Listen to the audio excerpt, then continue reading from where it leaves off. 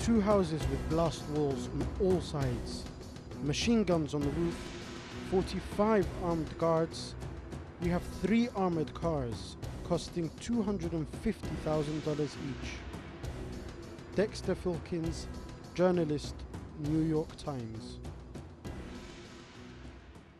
Welcome back to Inside Iraq. Today we are discussing the risks facing working reporters in Iraq with John Burns of the New York Times, Ismail Zayer, Al-Sabah Al-Jadid, and Joel Campania from the CPJ. Mr. Burns, the wisdom right now is the reporters, before they go to Iraq, they should have a training. They should have flak jackets and all kind of insurance. You worked in Iraq. You know what a big hell on earth it is. Will that really help? I think it does. The most important lessons are the ones learned on the ground. No security course, I think they're called hazardous areas training, can never really prepare you for what happens. And to tell you the truth, there's not a lot that you can do in the kind of circumstances which they rehearse. For example, if you're kidnapped by insurgents, by Islamic militant insurgents, the options are very, very few. I was kidnapped myself. I quickly realized I was not held for very long, a dozen hours, but I quickly realized there was absolutely nothing I could do. And a great sense of calm settled over me. At that point, it wasn't as if I could be very imaginative about it. They were either going to kill me or they weren't. As it turned out, they didn't. In many other cases of kidnaps, as you know, of journalists, they have killed them. But there are important lessons to be learned on the ground. And I have to say, to speak of the Iraqis that we have taken on, many of them people who had no experience or virtually no experience in the media, it's my great joy to tell you, in witness of how quickly these Iraqi journalists have learned their trade and how indebted we are to them. As a matter of fact, as I sit here in Amman tonight, one of them is sitting right beside me, out of your camera range. With all that's bad in Iraq, one thing, the Chinese say, out of all things bad, something good. You could say one thing that's good that's come out of this is that Iraqi journalists have had a chance to learn, if you will, in a very forced way, the art of journalism, which of course under Saddam Hussein was virtually impossible. Mr. Burns, would you say without them, Western journalists will be at a loss to tell the story, whether it's video, audio, or written? And to what extent those Iraqis are bringing their own idiosyncrasies, prejudices, and sectarian affiliation into the Western media? First of all, it's very easy to answer your first question. We couldn't operate without the Iraqi journalists who work beside us. As for sectarianism amongst our Iraqi employees, virtually nil. As a matter of fact, now that I'm completing 5 years with the New York Times in Iraq and going on to my next job in London, I have to tell you that just about the proudest moment that I've had there was when several members of our Iraqi newsroom staff said to me over the past week as they were bidding farewell to me that this is one place where we can be Iraqis. We're not Sunni, we're not Shia, we're not Kurds, and we can laugh and we can be Iraqis as we were. That's to say, within the walls of the New York Times compound. And I said, if we've achieved that, then we've achieved a great deal. Ismail Zayer, let me ask you this. When Alan Johnson of the BBC was kidnapped in Gaza, the whole world rallied around him. We have a group of people, a company that we dealt with here at Jazeera called Western Media. Right now they are languishing in prison simply because they were the crew that interviewed a lady who alleged that she was raped by some security officers. Right now, for the past 4 or 5 months, we don't know what happened to them. Do you think that is right for the government to haul people into prison simply because they are doing their job? Absolutely not. No, we don't agree with that line. We think that in a country like Iraq, especially we are living now after dictatorship, we're supposed to create the better atmosphere for media freedom and freedom of expression for the whole country. We have no laws, we have no legislation, we have no even any kind of outline by government or by parliament how to deal with the media, how to deal with the journalism and the journalists. And besides that, inside the government and inside the whole society now, we have people who have their own agendas and they don't like this line of this media and that line of the other media. To what extent this media, this plethora of newspapers and TV stations in Iraq, now they are numbering in the hundreds, they are adding fuel to this sectarian hatred?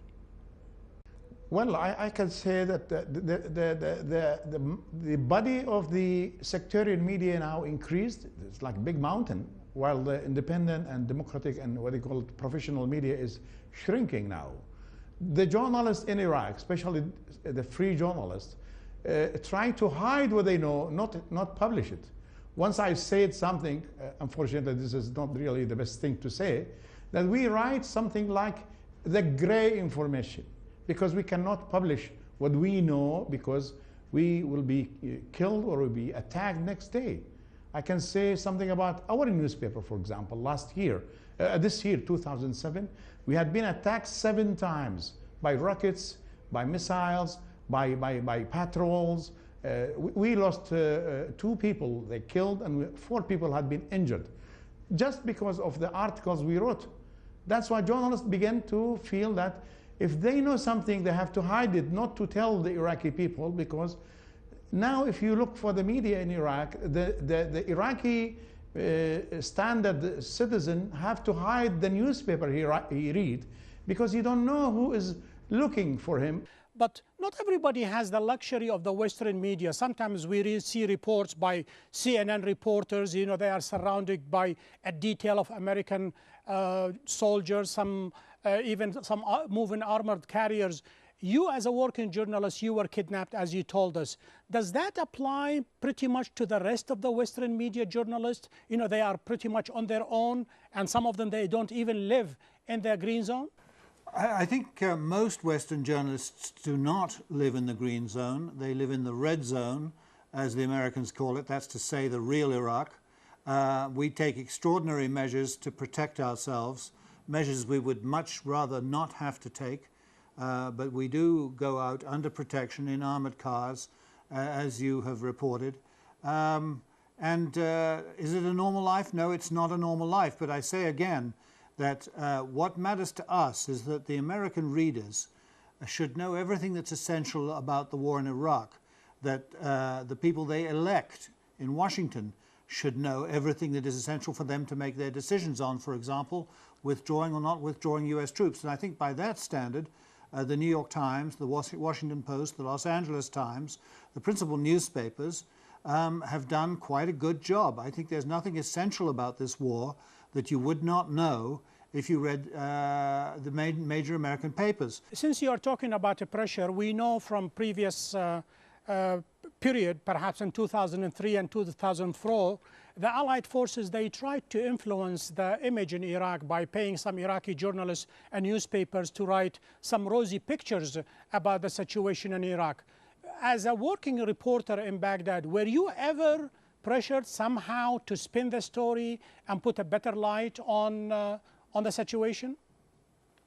Absolutely not. As a matter of fact, especially lately, we've found that the war that the generals are talking about is recognizably the same war that we are living through, and that there's plenty of skepticism available to us from official American sources, both soldiers, American military commanders, and American diplomats, we think that they are now talking to us about the same war that we are witnessing. That's not to say there isn't occasionally a spin. Of course there is. That's what governments and armies do. But we're dealing with a now pretty weathered, experienced, skeptical American official presence in Iraq. And no, there's no pressure of that kind. None. I would certainly know it as the bureau chief of the New York Times if there were, and there is not. My last question is to Ismail. Once the dust is settled, will we see a weeding process about a year, 2 years from now? The really horrible newspapers and TV stations, they go out of business, and only the ones that stick to a standard of journalism acceptable worldwide, they will remain in business? No, I don't think so. Unfortunately, because the independent media usually out of financial support. The Americans didn't support any kind of program for this kind of stuff. The Iraqi government didn't support them. It's very small personal initiatives, while the other media, the sectarian media, the militia-backed media, is rich, fat, and they have political power and the political chances to stay. And I think they will influence the legislation in the future. We have to wait at least 5-6 years before we have real, what do you call it, acceptable standards for the journalism we are looking for. Editor-in-Chief Sabah Ismail Zayer of Al Sabah Al Jadid, thank you very much. John Burns, Baghdad Bureau Chief of New York Times, thank you for joining us on Inside Iraq. It's a pleasure. To access the show and to send us your comments, please go to aljazeera.net/English. We have reached the end of this show. Join me next week when we take another look inside Iraq. Goodbye.